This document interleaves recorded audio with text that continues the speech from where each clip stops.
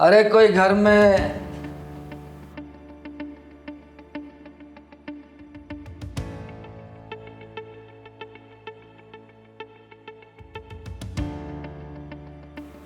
क्या देख रहा है? चिंगारे किन्नर कहते हैं मुझको। अच्छा जी, बंदे को भी दिवाकर दुबे कहते हैं। ब्याजखोर दिवाकर दुबे। ये आशा और उसकी बहन किधर गई? आशा और उसकी बहन तो नहीं है। बता तेरे कितने पैसे हुए? पैसे मैं दूंगी तुझे। तो निकालो मेरे 1 लाख रुपए। और उसका क्या?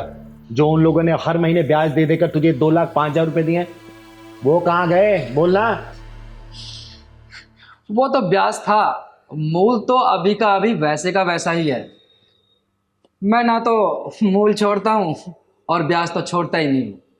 और मेरा नाम चिंगारी किन्नर है और मैं ब्याजखोरों को छोड़ती नहीं हूँ।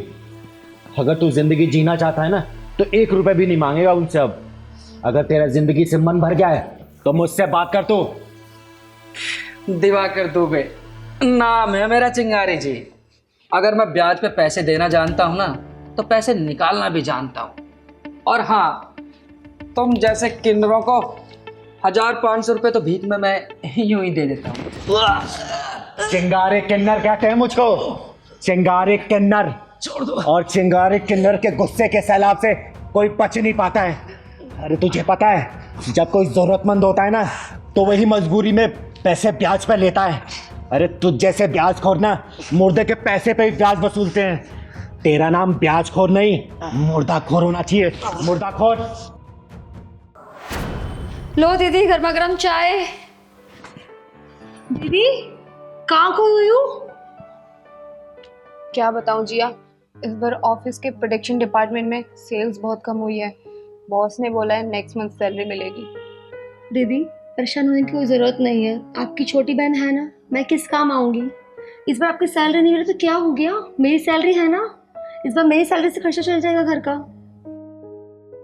वो बात तो ठीक है जिया, लेकिन तुझे तो पता है ना, क्रेडिट कार्ड की ईएमआईज और घर की किस्तें भी चल रही हैं। वो सब कैसे होगा?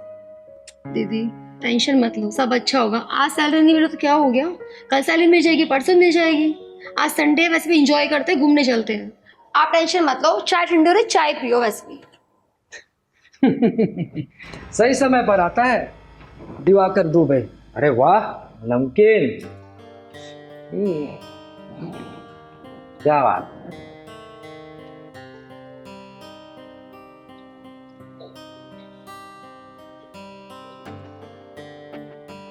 चाय थोड़ी फीकी है, लेकिन कोई नहीं, तुम दोनों को देखकर मीठा एडजस्ट कर लूंगा। दिवाकर जी? दिवाकर जी नहीं, श्याम बाबू दिवाकर दुबे जी। कैसे वाला हुआ? आज 5 तारीख है और 5 तारीख को मेरे 5,000 लाओ। देखिए श्याम जी, मैंने आपसे 1 लाख रुपए लिए थे और मैं आपको ब्याज ब्याज के ही 2 लाख रुपए अब तक दे चुकी हूँ। अब तो सारा हिसाब किताब बराबर हो चुका है, अब मुझसे और नहीं होगा। बराबर कर चुकी हो? अभी तुम्हारे पास पूरे 1 लाख रुपया बाकी हैं। 5,000 रुपया निकालो ब्याज के। श्याम बाबू के 5,000 रुपये फटाफट निकालो। देखिए श्याम बाबूजी, इस बार दीदी की सैलरी नहीं आई है तो प्लीज़ इस बार एडजस्ट कर लो। नेक्स्ट टाइम आप 2 महीने के इकट्ठे पैसे ले लेना। देखो, पैसे तुम्हारी बड़ी दीदी ने लिए थे, इसलिए तुम्हें बीच में बोलने का अधिकार नहीं है, समझ गई? देखिए दीदी जी, छोटी सही कह रही है, इस बार ऑफिस में कोई प्रॉब्लम हो गई है, मेरी सैलरी नहीं मिली। आप टेंशन मत लीजिए, मैं अगले महीने दोनों महीने का ब्याज दे दूँगी। दिवाकर दुबे, मैं ब्याज पे पैसे चलाता हूँ। कर्जदारों की रग रग से वाकिफ हूँ कि वो किस तरह बहाने बनाते हैं। आज तुमने नया बहाना बना दिया कि सैलरी नहीं मिली। 1 महीने बाद बोलोगी कि मेरी दीदी को सैलरी नहीं मिली, तो ये कर्ज डबल हो जाएगा और फिर तीसरे महीने ये ब्याज का पैसा बढ़ता चला जाएगा। सुनो, चुपचाप मेरे ब्याज के 5,000 रुपये निकालो, मैं भी अपने काम पे निकलूं और तुम दोनों भी अपने काम पे निकलो। जी हाँ, जा अपनी सैलरी से 5,000 रुपये निकाल के दीजिए। जी दी। अब आई ना लाइन पे। पहले बोला था तभी दे देती, इतनी नौटंकी करने की क्या जरूरत थी।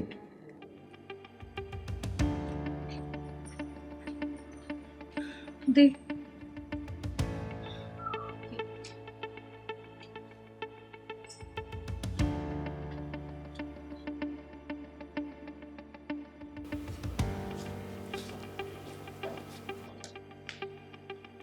चलो इस बार का ब्याज तो पूरा हो गया। दिवाकर दुबे चलता है, ये तो मेरा ब्याज हो गया। 15 दिन का टाइम दे रहा हूँ, पूरे 1 लाख रुपया रेडी रखना, अपने पैसे लेने वापस आऊँगा, समझ गई? अगर पैसे नहीं दिए ना तो तुम दोनों का ये सारा तामझाम उठाकर बाहर फेंक दूंगा, समझ गई? चलता हूँ।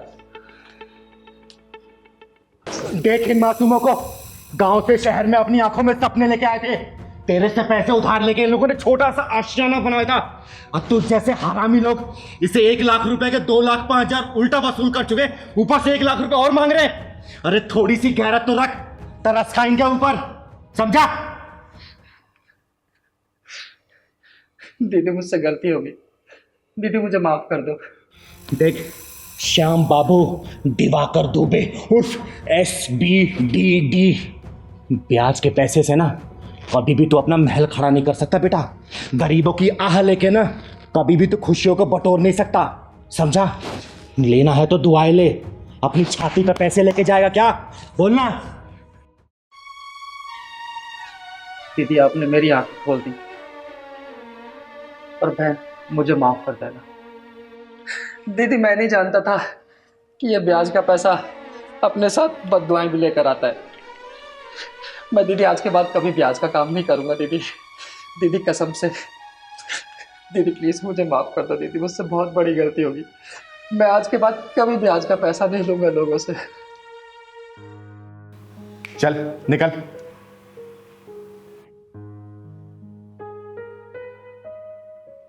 दीदी थैंक यू सो मच हमारी मदद करने के लिए, वरना आज के इस टाइम में कौन किसी की मदद करता है। बहुत बहुत धन्यवाद दीदी, अगर आप नहीं होती पता नहीं हमारा क्या होता। अरे थैंक यू बोल के मुझे शर्मिंदा मत करो, लेकिन हाँ एक बात बोलूंगी, ऐसे ब्याजखोरों से हमेशा बच के रहना चाहिए। अरे जितनी कैपेसिटी है उसमें काम करो ना, तुम लोग की मेहनत और लगन देख के वो ऊपर वाला तुम्हें सब कुछ देगा, ठीक है? आप सही हमेशा कह खुश रही हैं रहो। दीदी। पर आगे से कोई परेशानी हो ना मुझे बताना, ठीक है? चलो मैं चलती हूँ।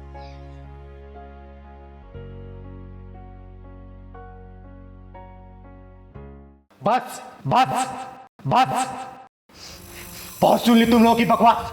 अब तुम तीनों कान खोल के मेरी बात सुनो।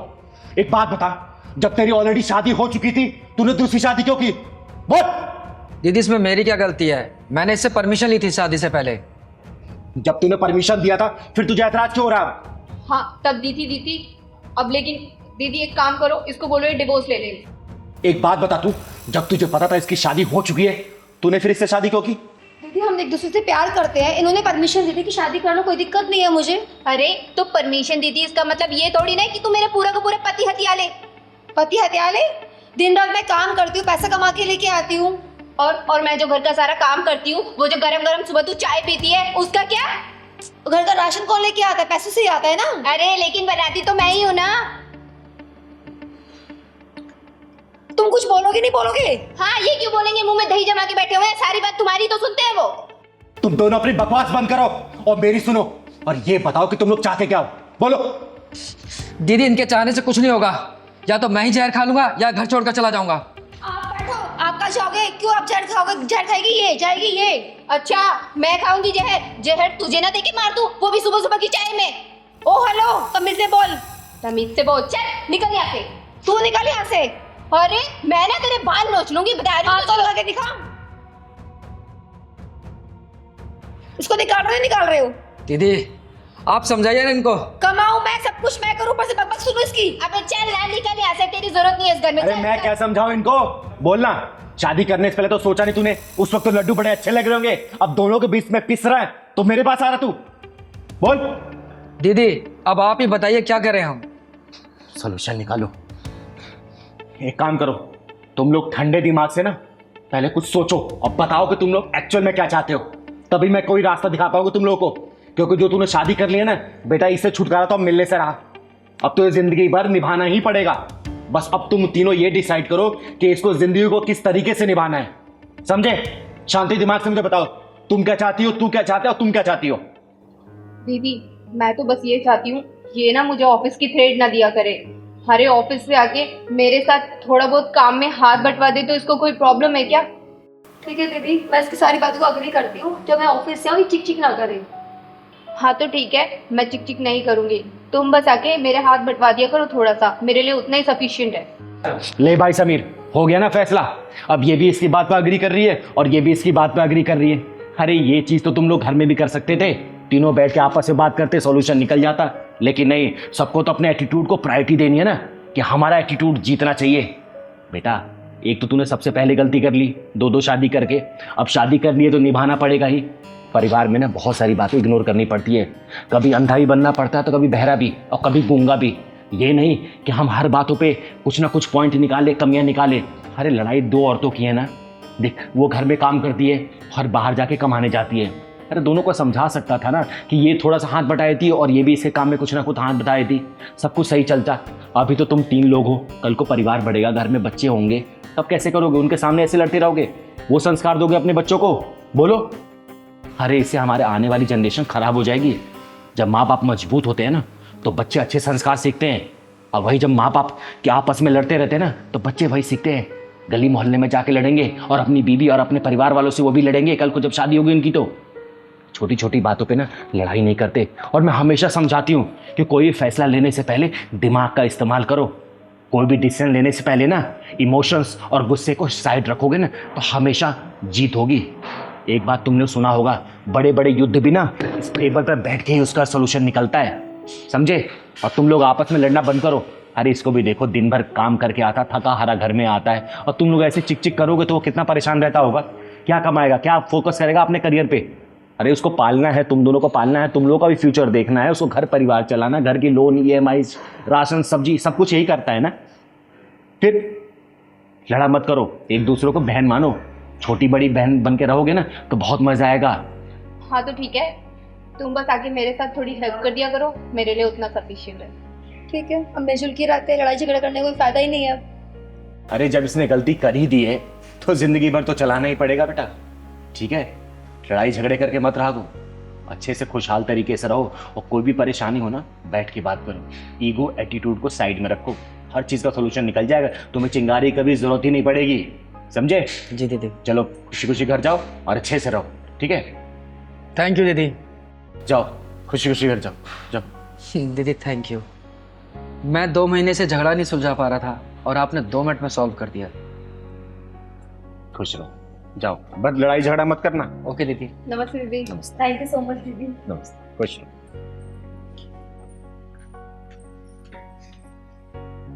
देखा आप लोगों ने, 2 शादियां करने के फायदे हैं कि नुकसान है? मैं आप लोगों से हाथ जोड़ के एक ही बात बोलूंगी, शादी करें तो सिर्फ एक, 2 को झेल पाना इतना आसान नहीं है, समझे?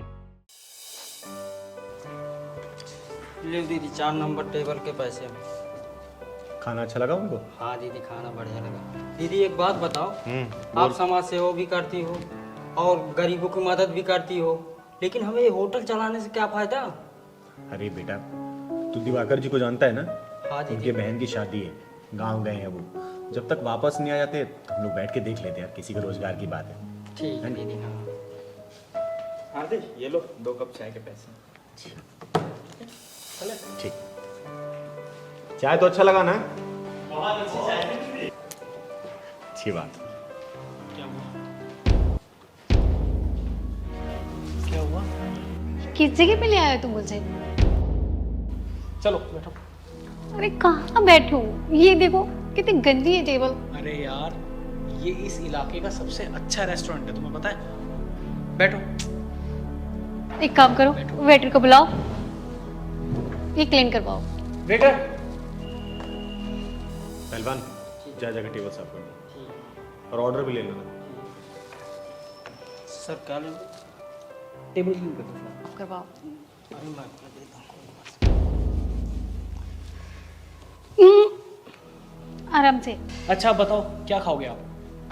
इस गंदी सी जगह में गंदगी के अलावा क्या मिलेगा यहाँ पे? अरे यार नैन्सी, समझो ये इस एरिया का सबसे अच्छा होटल है।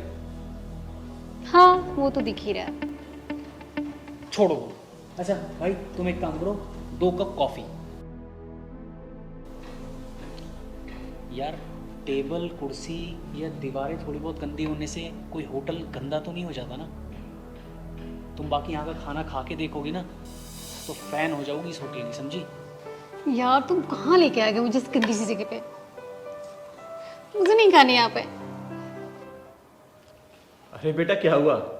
सभी लोग तो खा रहे हैं, क्या दिक्कत है यहाँ पे? मुझे नहीं खाना ऐसे गंदे लोगों के बीच में खाना।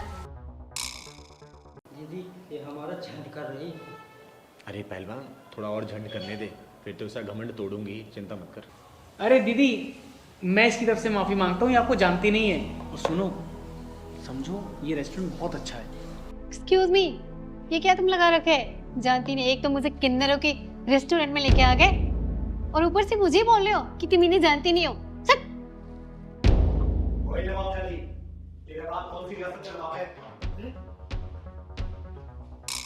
सुन, मैं अपने रेस्टोरेंट में हंगामा नहीं चाहती, वरना इतना बोलने वाला ना अपनी टांग पे खड़ा नहीं रहता। चल खड़ी हो, निकल यहाँ से, खड़ी हो। तुम्हारे ऐसे घटिया से गद्दे से रेस्टोरेंट में खाना ही कौन पसंद करेगा? हट, तुम डरते होंगे ऐसे लोगों से, मैं नहीं डरती इन किन्नरों से। पहलवान तूने सही कहा था कि पारा इसका कुछ ज्यादा ही हाई हो रहा है, अब इसके दिमाग पर ठंडा पानी डालना ही पड़ेगा। सुन बे,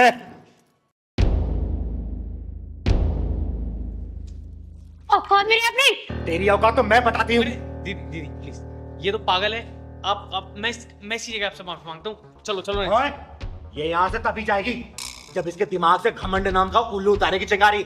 सुन बे, 2 टके की लड़की, तेरे बाप का नाम विल्सन है ना, जो मुल्तानी मोहल्ले में मीट की रेडी लगाता है, और वो तेरा भाई चेप खतरा जिसपे 4 धाराएं चल रही है, और वो तेरी बहन। क्या क्या क्या बकवास कर रहे हो? अच्छा क्या बकवास कर रही हूँ? चिंगारी तेरे पूरे खानदान का बायोडाटा लेके बैठी है, समझे? दीदी दीदी मैं आपसे हाथ जोड़ के माफी मांगता हूँ उसकी तरफ से, प्लीज इसे जाने नहीं बेटा, जब तक इसके अहंकार नाम के पुतले को नंगा नहीं कर दूंगी ना, तब तक इसको जाने नहीं दूंगी। और बेटा तू जिसके प्यार में पागल है ना, 1 नंबर की धोखेबाज है, धोखा दे रही तुझे। क्या बोल रही हो? अच्छा क्या बोल रही हूँ? यार पूछो इसे कि राघव कौन है, क्या चक्कर है इससे उसका, पूछ। झूठ बोल रही है, ये झूठ बोल रही है। ऐसा झूठ कुछ बोल नहीं रही है। हूँ? अभी 4 दिन पहले उसी के साथ आई थी ना, सामने वाले रेस्टोरेंट में आई थी ना तू। तूने पिंक कलर के ड्रेस पहनी थी, उसने ब्लैक कलर का शर्ट, याद आ रहा है कुछ? या और भांडा फोड़ू? ऐसा कुछ नहीं। बोल। ऐसा कुछ नहीं है बेटा, राघव यहाँ अक्सर आता रहता है, उसी ने इसकी फोटो दिखाई थी, अब बताया था कि इन दोनों का प्यार चल रहा है, बहुत जल्दी शादी करने वाले हैं। बेटा एक साथ 2 लड़के घुमा रही है ये, अब तू समझ। झूठ बोल रही है। नैन्सी, चिंगारी दीदी कभी झूठ नहीं बोल सकती, और तुमने मुझे और मेरे प्यार को धोखा दिया है। हाँ, आज के बाद हम दोनों का कोई रिश्ता नहीं है। क्यों बे, आ गई तेरी सच्चाई सामने? जितना नफरत करती है ना गरीब मजदूर लोगों से। Karma returns baby. चल निकल यहाँ से, या कॉफी पी के जाएगी? निकल। अपने आप को करोड़पति बता रही, आपने तो बार-बार उससे निकाल दिया। बेटा पहलवान, सूखी ने वापस दिखाने का यही नशा होता है।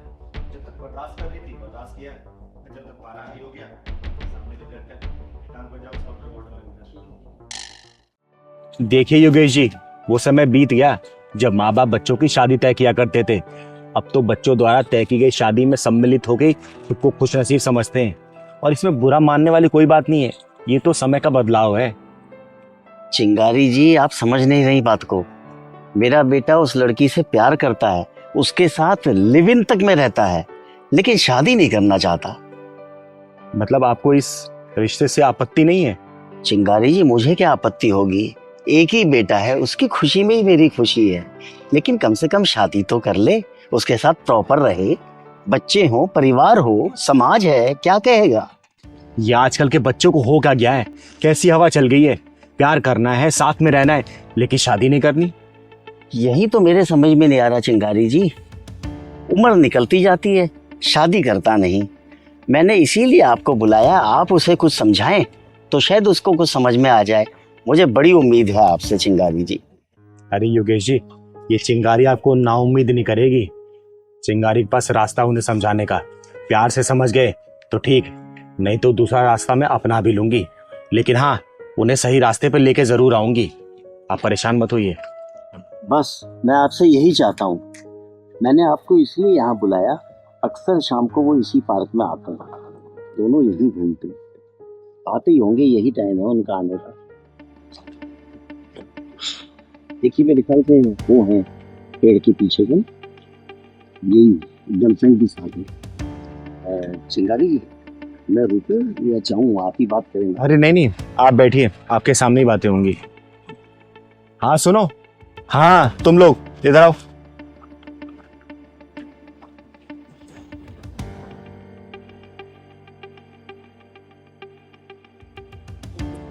अरे पापा आप यहाँ? और ये कौन है? मैंने इन्हें पहचाना नहीं। वो सब जानते हैं, तुम भी जानते होगे, चिंगारी नाम सुना हो? अच्छा हाँ हाँ, नाम तो सुना है मैंने। अच्छा सुनो, मुझे तुम लोगों से ना बहुत जरूरी बात करनी है। बात थोड़ी लंबी है तो बैठ के करते हैं। बैठो जरा दोनों।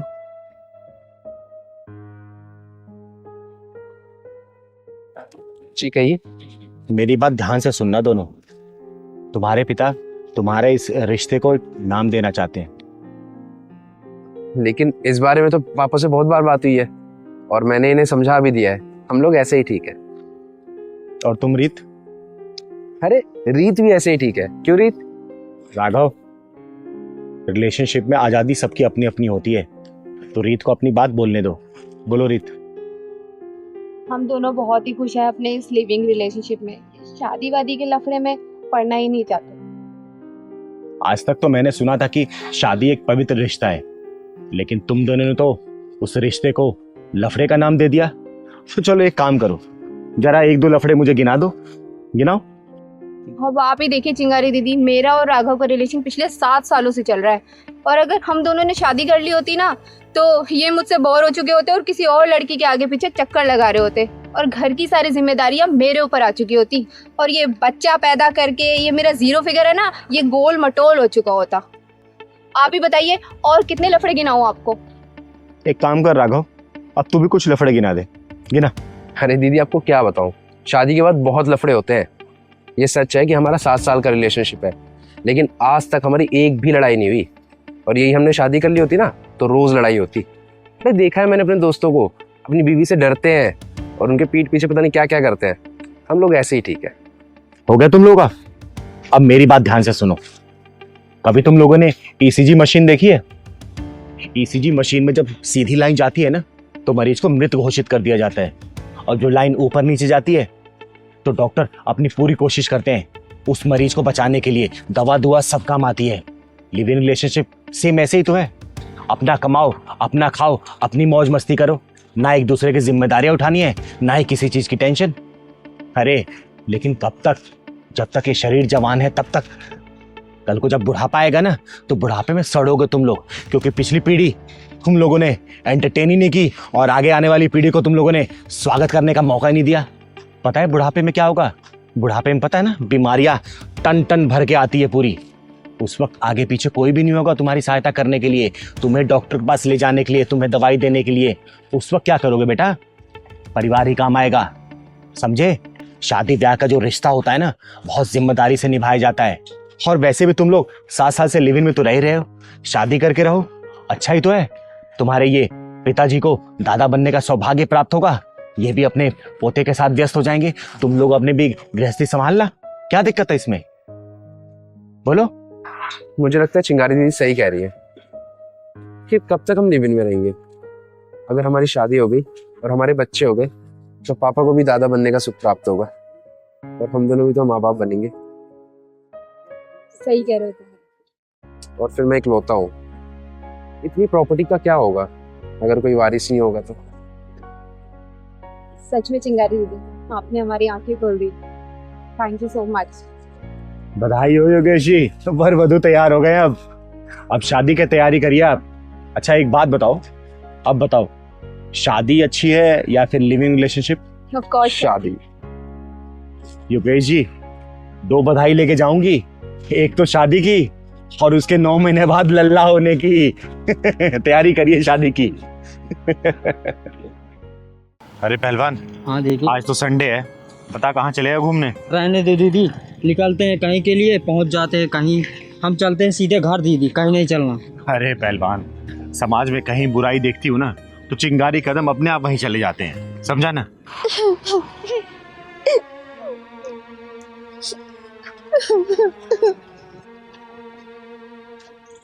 पहलवान, हाँ दीदी, वो देख औरत।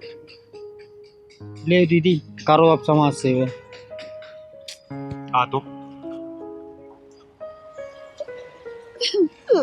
माजी, आप रो क्यों रही हैं?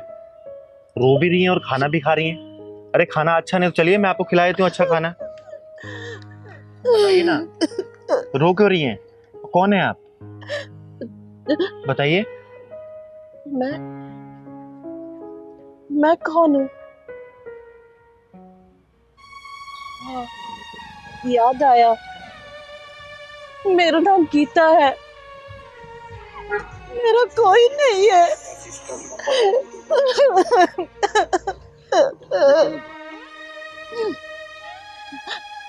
लेकिन बेटा, तुम कौन हो? मैं कहने को तो मैं किन्नर हूँ, चिंगारी कहते हैं मुझको। और मैं जब भी आप जैसी किसी परेशान महिला या फिर किसी को भी देखती हूँ ना, तो मेरा मन भर सा जाता है। आप तो दिखने में अच्छे घर की लग रही हैं, फिर यहाँ सड़क पे इस तरीके से रो रही हैं और खाना खा रही हैं। बताइए ना क्या बात है?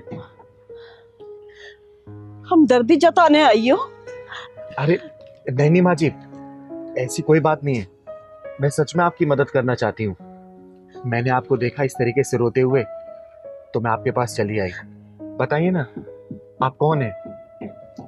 और इस तरीके से सड़क पे आप बैठ के खाना खा रही हैं, रो रही हैं। बोलिए ना, मैं आपकी मदद करना चाहती हूँ।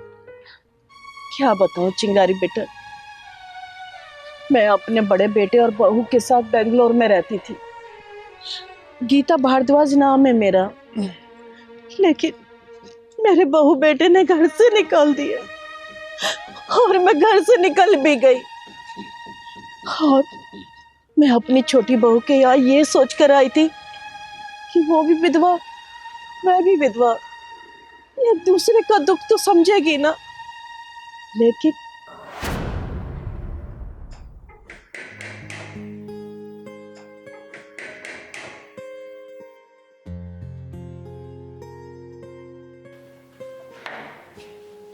अरे माँ जी, आप? दरवाजा खोलने में इतनी देर लगती है? सो रही थी क्या? अरे लेकिन आप यहाँ क्या कर रही हो? क्यों? मेरा घर है, जब मर्जी आऊं। चल पीछे हट।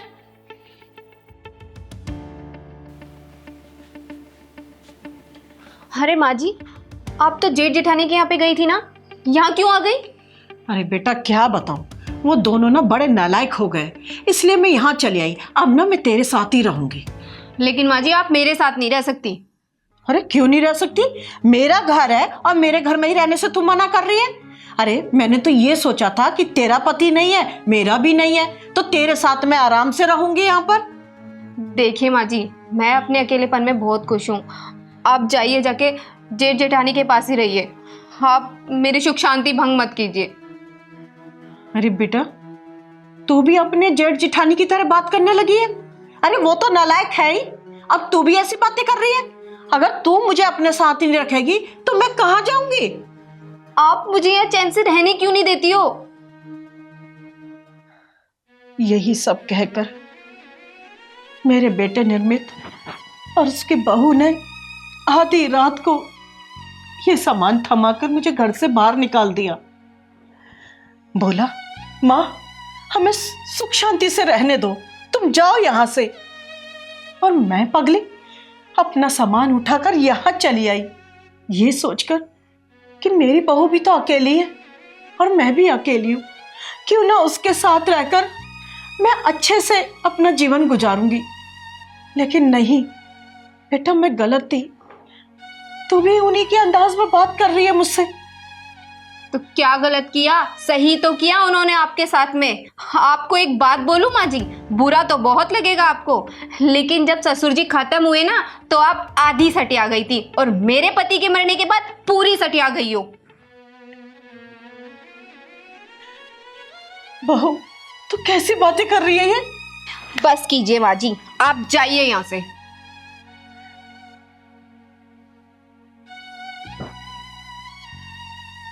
जाइए भी अब।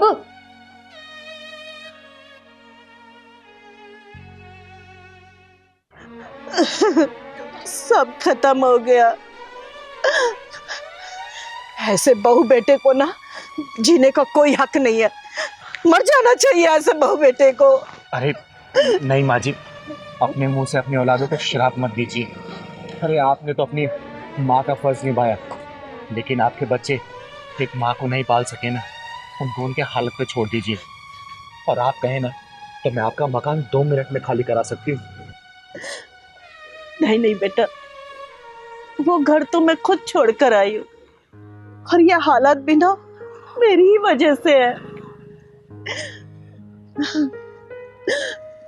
मैं दुनिया को ना दिखाना चाहती हूँ कि जवान बेटे के होते हुए ना एक माँ सड़क पर भीख मांग रही है। माँ जी, आपने मुझे बेटा बोला है ना, तो ये बेटा आपकी आंखों में आंसू नहीं देख सकता। और ये बेटा ना एक बेटे का फर्ज निभाएगा। आप मेरे साथ चलिए माँ जी। बड़े बुजुर्ग सही कह गए हैं, खून का रिश्ता कमजोर हो सकता है, लेकिन इंसानियत का रिश्ता इतना मजबूत होता है कि टूट ही नहीं सकता। अरे एक माँ बाप 10-10 बच्चों को पाल सकते हैं, लेकिन 10 बच्चे अपने माँ बाप को नहीं पाल सकते, घर से निकाल देते हैं सड़कों पे भटकने के लिए। अरे माँ जी, उनको छोड़िए आप। और माँ क्या होती है ना, हम किन्नरों से बेहतर कोई नहीं जान सकता। अरे हम जब पैदा होते हैं ना, या 3-4 साल बाद हमें घर से निकाल दिया जाता है। हम रोड पे ऐसे ही सड़क पे घूमते रहते हैं। या तो कोई हमें किन्नर गोद लेके पाल देता है, या तो हम समाज की गंदी नजरों के बीच में बड़े होते हैं। माँ क्या होती है ना, और माँ का प्यार क्या होता है, हम किन्नरों से बेहतर कोई नहीं जान सकता। और माँ जी, आप मुझे वही माँ का प्यार अगर दे सकती है ना, तो आप चलिए मेरे साथ। माँ जी, सोच क्या रही हैं? चलिए ना मेरे साथ, चलिए ना माँ जी, चलिए चलिए चलिए। अरे पगले, माँ भी बोल रहा है और पूछ रहा है प्यार दोगे? अरे माँ के पास तो ना प्यार का सागर होता है, ममता होती है। माँ हमेशा अपने बच्चों को बहुत प्यार करती है। अरे माँ जी, तभी तो भगवान ने माँ का दर्जा सबसे ऊपर दे रखा है। माँ हमेशा पूजनीय थी और पूजनीय रहेगी। आइए चलिए चलिए।